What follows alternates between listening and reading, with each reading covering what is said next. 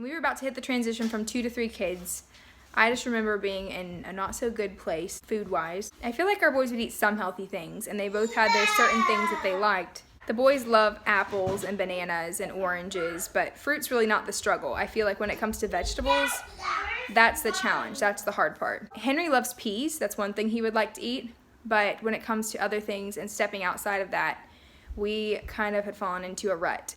We were in a place where Ben and I were making some healthier meals for ourselves, but we were just like, we didn't really want to put up with the food battle at supper time. We just wanted it to be peaceful and quiet, and so oftentimes we would be making something separate for the kids to eat than we were eating. The more I thought about this, for one, it was just complicated. It was a lot more work to make extra food. So I was thinking, okay, we need to make some changes here. First thing was to stop buying things that they would always ask for. We had certain snacks that were always on hand, and the boys would ask for them regularly, and we would be snacking in the afternoon and then not hungry for dinner. Certain things that we always had in the house that they would always ask for, I felt like those needed to be the first things to go. So, for example, goldfish. I like goldfish. My mom never really bought goldfish when we were kids, but when I had Spurgeon and he started eating little crackers and things, I was like, oh, these are so fun. He likes them, I like them, that deal.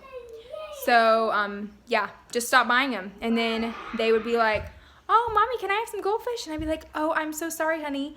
We don't have any. Of course, they would have to go check. They would open the cabinets and look, oh, we really don't have any. Okay.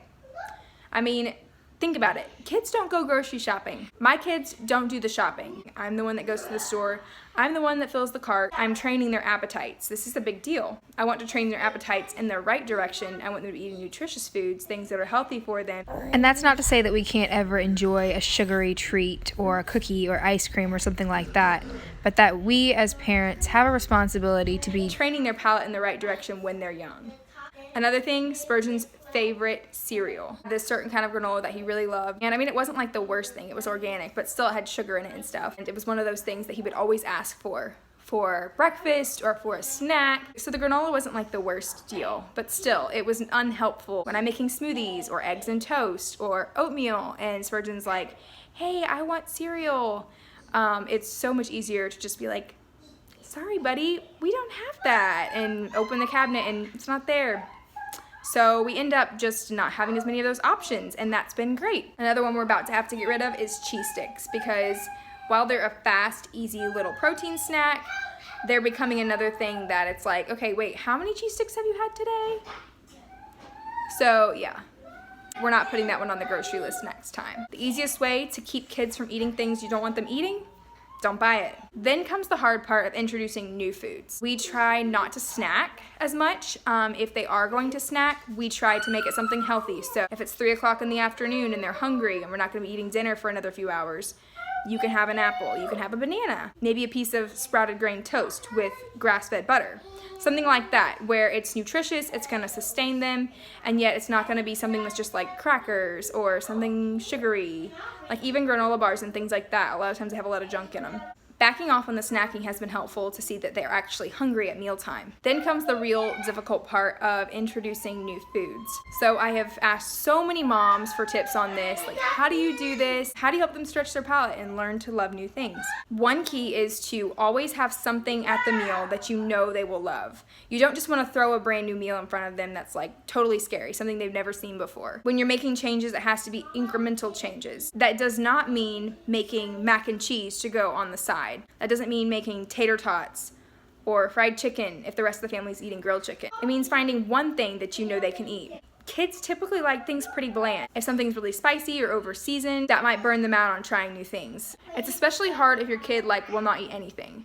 But if you have at least 1 or 2 things that you know they'll eat, then you can start with those. Just offering those with a meal. One of the first foods we started off with was quinoa. Ben and I have been eating this for years, but it's something the boys hadn't really wanted to try. We cook our quinoa in chicken broth, so it has a lot more flavor. We added some seasonings to the ground beef that weren't overpowering, but just enough to give it a good flavor, and mixed that with the quinoa and set it down in front of them and said, hey, look at this, it's kind of like fried rice. If they have something that's sort of similar that they know they like, you can kind of maybe play off of that. We sat down at the table, said, here's dinner. At first it was like, no, I don't want to eat it. It's yucky, it's gross. How do you know you don't like it if you don't try it? I think the biggest struggle is taking the first bite. So our rule is you have to try it. You can't say, I don't like it if you haven't tried it. We're trying to teach the kids to say, I don't prefer this. It's especially helpful if you're at somebody else's house and they're trying to feed your kids something. To not just shout out, I don't like it. They can whisper to Mommy and Daddy, I don't prefer this. But yeah, we say it's okay to have preferences, but it's not okay to be ungrateful or rude because somebody works hard to make that food. It's not I don't like, it's I don't prefer. And we can only say that if we've already tried it, right? We're about 4 months into this journey, and it's still a challenge each time we introduce something new, but it's getting easier. So be encouraged, parents. It will get easier. Their palates will expand. They will discover new things that they like. And it's kind of funny to watch those wheels turn. Oftentimes they'll say, I don't like it. And then we'll say, have you tried it? No. And then they'll taste it and they'll kind of make this face like, it's gross, but you can see they actually enjoy it. Henry oftentimes will just come right out and say, more. He wants more. Always start off with really small portion. Whenever you throw a scoop of something on a plate, that freaks a kid out. They're thinking, I have to eat all this. What if I don't like it? Just the sight of it is overstimulating to them. So if it's something new, we start off with a very small portion. I'm talking like 1 bite on the plate. So they try that first, and then if they like it, they're the one who gets to ask for more. We're not saying you have to eat 10 bites and then you can be done. Super big word. Yeah, that's good. Mommy.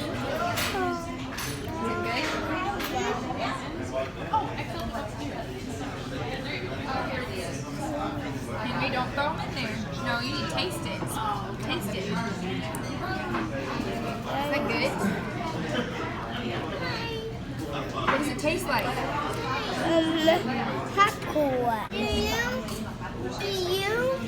want some lime on your steak? Because I like lime on my steak. We have to eat 1 bite and try it.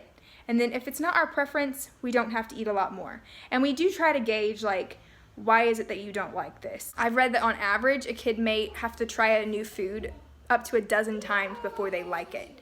So that's encouraging. It's like if they don't like it the first or second time, don't give up. Keep offering it, and their palate will expand. They will start to like new things. Oftentimes, if it's a new thing, we'll all take it on our fork at the same time, and we'll say, watch Daddy try this. Watch Mommy try this. And then the older brother, watch Big Brother try this. And then by the time it gets to Henry, he wants to try it because everybody else is trying it. It also encourages Spurgeon to be less picky because he's the big brother. We'll tell him, show Henry how to eat this. And that oftentimes works. He'll pick up his fork, and even if he doesn't care for it, he'll eat it because he's showing Henry how to do it. Spurgeon, tell Henry how good the veggies are. The veggies are good. They have corn in them. Let's see if brother can convince you. What do you think, Good. Henry? Hey, like some, Mommy. That's great. Spurgeon has been our kid that since he was really little, he would always gag on food. It was like a texture thing for him. He's slowly outgrowing that though, but we always make sure his water is close by because if he does get something that he finds to be especially yucky, he can always take a swig of water and wash it down. If you have a kid who has texture issues, that's something that they'll probably just have to outgrow. You can try to work around it, figure out some things that they like. Determined that the reason why Henry didn't like this mix was because of the carrots. The carrots were a little bit squishy. So I try to be sensitive if it's like a texture thing like that. If you can't handle the carrots, we'll just keep introducing them. He likes to eat raw carrot sticks, but maybe just the cooked ones are just a little too much for him. He did try them though. Oh, yep, we're gonna finish this first. Finish your veggies. Mommy's not gonna have you eat the carrots today. Once you eat the corn and the peas, you can have another piece of chicken. You're almost done. Good job. It's your last bite.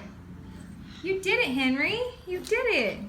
So yeah, start off with small portions of each thing, and then always make sure there's something offered at the meal that you know that they'll love and something that they can fill up on that you're comfortable with them eating more of. Another bit of advice we got was if they ask for more, don't give them only more of what they like. If a kid wants more of chicken, the main protein, beef or chicken or something like that, don't give them only that. Like, it's better to give them a little more chicken, a little more of the vegetables as well. And then if they eat that and they're still hungry, Great, a little more chicken, a little more vegetables. So it's not just them eating 15 ounces of chicken for dinner. I find that when introducing new vegetables, it's really helpful to not just steam them, because that can be really bland, and I don't even like eating just plain steamed broccoli. But it doesn't mean you just have to pour cheese on it. Like, that's not the solution. There are some things that you can do that are healthy that actually make the food taste amazing and make the kids want to eat more and want to ask for seconds. A few ways to make vegetables tastier is butter. A little butter or a little oil, some salt and pepper always helps the vegetables to taste better and have more flavor. These are new veggies that you've never had before, right? Nope. It's your first time. You got to watch them being put together. We drizzled a little bit of olive oil, stirred them up in a bowl, and put a little salt and pepper, dumped them on a baking sheet, baked them. And now you're going to give them a try. Give them a taste.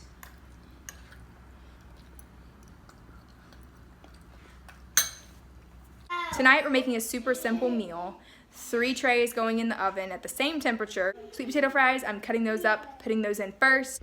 And then after those have baked for about 15 minutes, I put in the pan of chicken, the pan of green beans, and let everything bake for about 20 more minutes. All of the pans going in tonight will all have a drizzle of olive oil, salt, pepper. To the chicken, I'm also adding garlic powder, onion powder, and a little dash of oregano. To the green beans, I'm also adding garlic powder, onion powder, and then we also have this bag of like chopped bacon bits that we keep in the freezer, and I'm adding just a sprinkle of those over the top. It gives a really good flavor. And then when the green beans come out of the oven, I'm going to add maybe a teaspoon or 2 of Bragg's liquid aminos. It gives a really nice, sort of like a soy sauce flavor, and it's amazing on these green beans. This is Ben's recipe. And don't go overboard on the seasonings. Like, don't dump a whole bunch of garlic on there. Henry eats green beans pretty well. Spurgeon doesn't really care for green beans as much, and neither of them are really into sweet potatoes. They both love chicken. So, kind of introducing 2. Pretty sure they'll eat the green beans though. The green beans with bacon, that's something they've had once before. They both love chicken. Won't have a problem getting them to eat chicken. So that'll probably be the thing that keeps them going, asking for seconds, is like, hey, can I have more chicken? I try to say yes as much as I can. So instead of saying, no, you can't have more chicken, not until you finish your vegetables, I try to turn it to a positive and say, yeah, sure, you can have more chicken. Yeah, as soon as you finish your veggies, I'll give you more chicken. We really don't eat a lot of dessert. We aren't dessert every night kind of people. But I've heard of other families using dessert as the incentive. That's also something that people could try. We just don't really eat dessert that much, so that doesn't really work for us. Go from nappy time. So yeah, we are by no means perfect in this regard. This is something we're learning. This is something we're trying to do better at. 4 months into this journey, some wins for us. The kids love quinoa. Like, we'll eat 3 bowls of quinoa. Who would have thought? Just a few months ago. Who would have known? Henry, is it good? Big butt. Big butt. Henry loves it. That's not a bigger bite than me. Well, let's see you. I have a big pound bite. They come back to it. How is it? Oh, Quinoa beef. The boys do pretty good with green beans.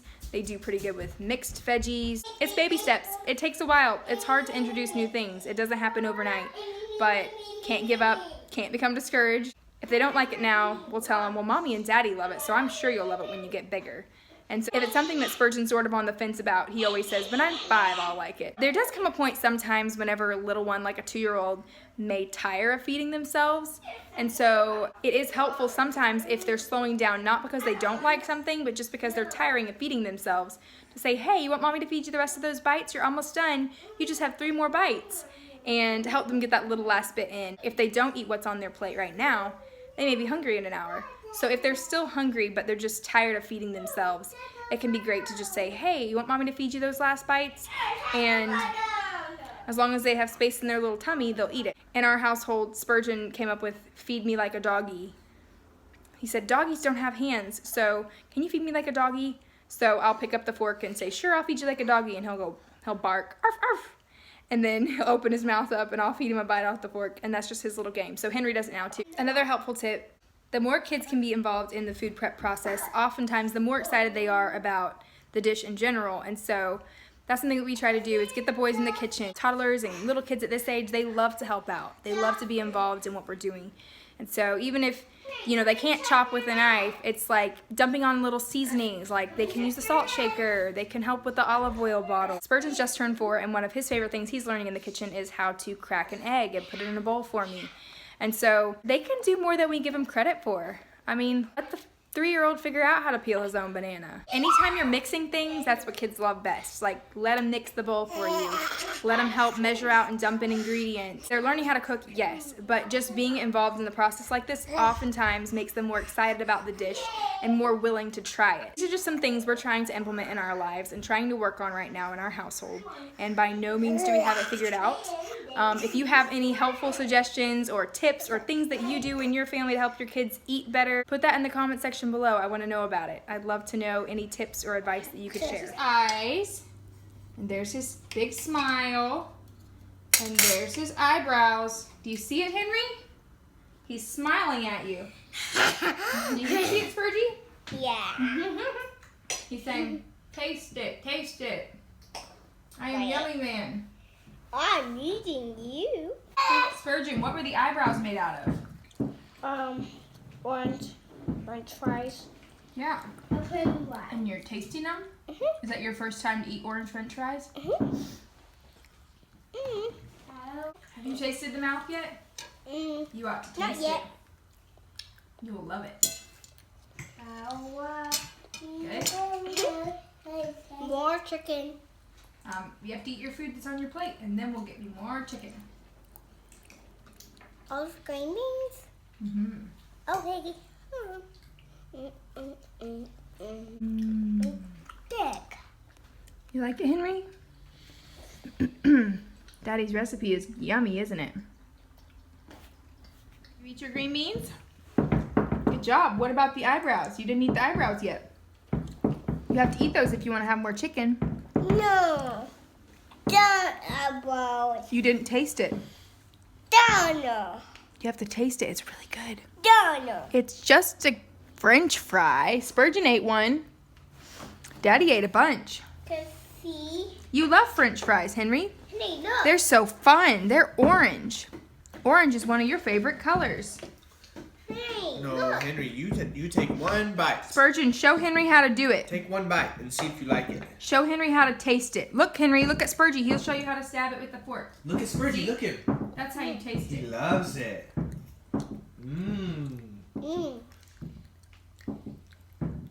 Good job. You have to eat your eyebrows all gone. Make your plate like this. See, Mommy's plate's empty. My plate's empty. Now I get to have more chicken. When your plate's empty, you get to have more chicken. I want some. Is that a good French fry? We love orange French fries. They're much healthier than white French fries. Have you been eating your green beans? Just 2 of them. You're getting pretty close to being done. Love the bacon in those green beans. You can eat it all day. I eat bacon all day too. Henry, you're almost done. You almost did it. Henry ate it. Yay! Now you can have seconds. Are you still hungry? No chicken. All right. You can have seconds. Did you get seconds? I'm going to count to 10 and see how fast you can do it. 1, 2, 3, 4, 5, 6, 7, 8, 9, 10. You ate the whole thing. Yay! You did it. High five, Spurgie.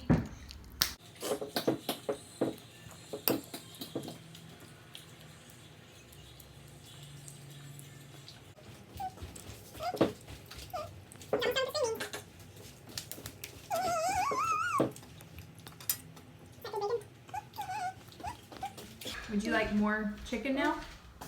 All right, if you have more chicken, then you gotta have a little more of everything. Is that okay? All right, when we get seconds of something, we get a little more of everything, not just what we like. I'm Or you going don't to overdo eat it. that argon. Then I'm going to have those two, then I'm going to have those two. All right. Henry loves the French fries. He was surprised. He didn't think he was going to like them, and then he tried them, and they were yummy. I'll go. You did it. You cleaned your plate. High five. That was a fist bump 5. High five. We're almost done, Henry. You just have a little bit more. I won. Henry is on thirds. Henry wanted thirds of green beans. I want more. What do you want? Chicken and green beans. The green beans are gone, but I'll give you a little more chicken.